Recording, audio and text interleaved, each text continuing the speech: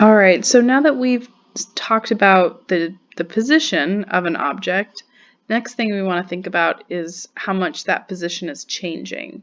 So that's like speed, like miles per hour or feet per second.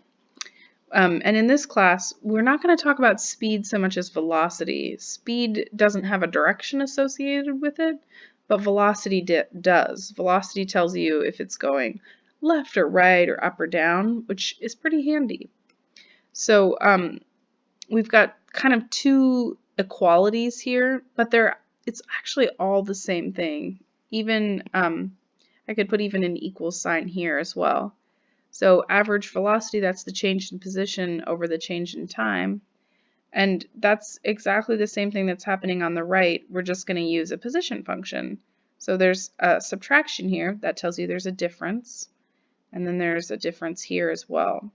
So to kind of illustrate this, we'll do an example or two to get the idea.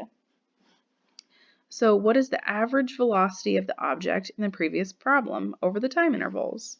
So I want the average velocity, and that's going to be the position function on the top. So I'm going to put, oh, and actually it's already here. I don't need to put it. Position function goes on the top. So let's see, what letter did we use? We used the letter H for the position function. So we want h of b minus h of a all over b minus a. So the interval we're using is 0 to 1. So that's my a and my b. So I want h of 1 minus h of 0 all over 1 minus 0.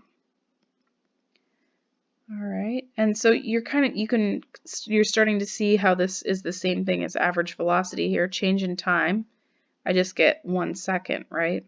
So 1 second minus 0 seconds, it's just 1 second. So h of 1 and h of 0 will have to go to the top.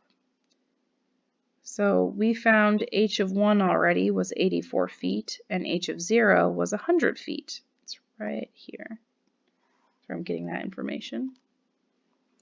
So I need 84 minus 100, and that's in feet. So 84 feet minus, oops, that's the wrong one, 84 feet minus 100 feet. So this is telling you the change in height, right? I'm subtracting, so it gives me the change in height. So 84 minus 100 is minus 16, and then units are feet and feet, and then over 1 second, or we could just say minus 16 feet a second. And the negative makes sense because it's going down. And we knew that the ball was dropped, or whatever the object is. So going down, it's falling. Okay, let's do it again. So we want to do the same thing, but over the interval from 1.5 to 2. So I've got an A and a B, and I want the average velocity. So I want h of 2 minus h of 1.5 all over 2 minus 1.5. And these are seconds.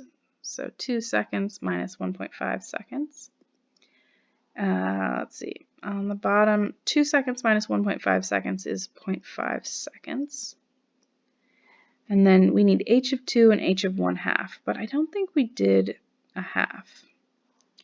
All right, we do have h of 2, that's 36 feet, but the rest we got to do.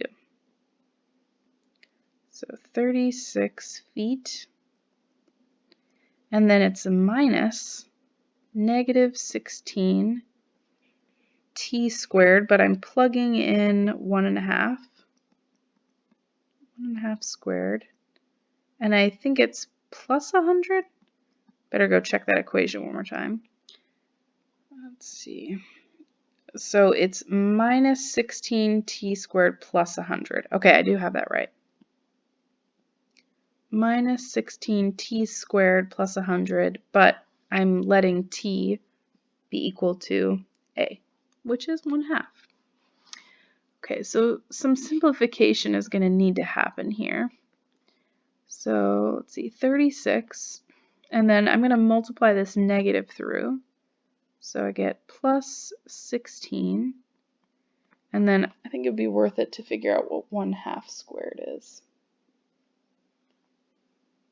1/2 squared, 2.25. And then a minus times a plus is a minus all over 0.5 seconds. Okay. Now I'm going to put the top part into a calculator.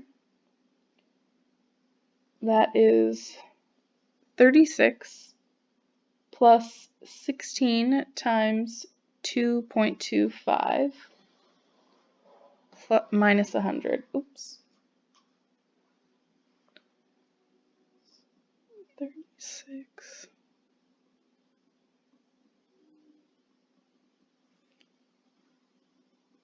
minus 100. Okay, I get minus 28 on top, and that's in feet. All over 0.5 seconds. And then I'll do that division. I think it'll just double it. So I get minus 56 feet a second. Okay, and that does make sense to me that it's speeding up over time. You know, as it'll gather and gather and gather speed. So it does make sense that from 0 to 1 is slower than from 1.5 to 2. And the negative makes sense. It means it's going down. From your answers to A and B in this example, the negative velocity means the object is going down. And positive velocity would mean that the object is going up.